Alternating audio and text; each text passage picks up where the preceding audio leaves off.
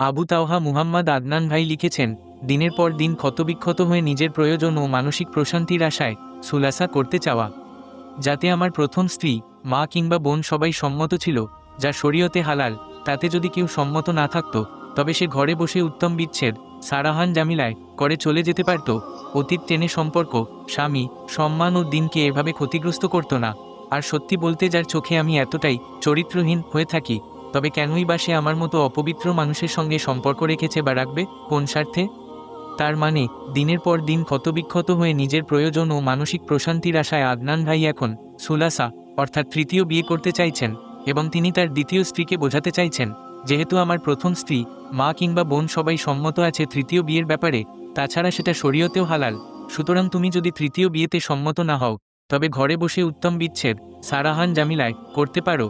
আহেতুক অতীত টেনে সম্পর্ক, স্বামী, সম্মান ও দিনকে এভাবে ক্ষতিগ্রস্ত কেন করছো? আর সত্যি বলতে কি, তোমার চোখে আমি যদি এতটাই চরিত্রহীন হয়ে থাকি, তবে কেনই বা তুমি আমার মতো অপবিত্র মানুষের সঙ্গে সম্পর্ক রেখেছ বা রাখতে চাও, কোন স্বার্থে? প্রিয় আদনান ভাই, স্বার্থের কথা পড়ে বলছি, তার আগে বলি, আপনার লেখাটি পড়ে এটা স্পষ্ট যে আপনি তৃতীয় সম্পর্কে জড়িয়ে তৃতীয় বিয়ে করতে যাচ্ছেন বলেই এই সমস্যাগুলো তৈরি হয়েছে। যদিও আপনার স্ত্রী অনেকগুলো ভয়ানক অভিযোগ করেছে, সেদিকে এই মুহূর্তে আর না যাই। আগে বলুন, দিনের পর দিন ক্ষতবিক্ষত হয়ে মানসিক প্রশান্তির আশায় তৃতীয় বিয়ে করার দলিল আপনি কোথায় পেলেন? আপনার কথায় বোঝা যাচ্ছে, আপনি দুই স্ত্রী নিয়েই অশান্তির মধ্যে জীবন যাপন করে আসছেন। প্রথম স্ত্রী সহজ সরল, অসহায়, এজন্য সে চুপচাপ, আর দ্বিতীয় স্ত্রী চালাক, চতুর এবং সাহসী বলে অবলীলায় প্রতিরোধ করে যাচ্ছে। প্রবলেমটা কিন্তু এখানেই। এমন পরিস্থিতিতে, যেখানে আপনি দুইজন নিয়েই মহাবিপদে, সেখানে তৃতীয় বিয়ে কেন করতে হবে? হ্যাঁ, মহান আল্লাহ বলেছেন, তোমরা বিবাহ করো নারীদের মধ্যে যাকে তোমাদের ভালো লাগে, 2, 3 অথবা 4 জন। কিন্তু পরবর্তীতে মহান আল্লাহ এটাও বলেছেন, আর যদি আশঙ্কা কর যে তোমরা ইনসাফ করতে পারবে না, তবে একটিই যথেষ্ট। আপনি কি আপনার দুই স্ত্রীকে ইনসাফের চাদরে আবৃত করে রাখতে পেরেছেন?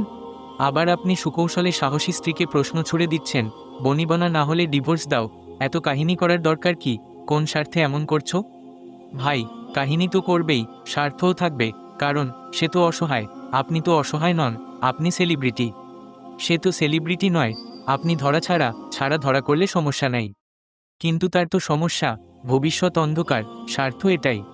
দিন শেষে যন্ত্রণা তো তারই বেশি। আর আপনি বললেন, হয়তো কিছু বিচ্ছেদেই শান্তি থাকে।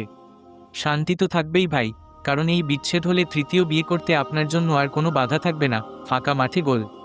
অথচ এই সাবিকুন নাহার সারা কিন্তু আপনি গুম হবার পর মিডিয়ার সামনে সবচেয়ে বেশি ভূমিকা রেখেছিল।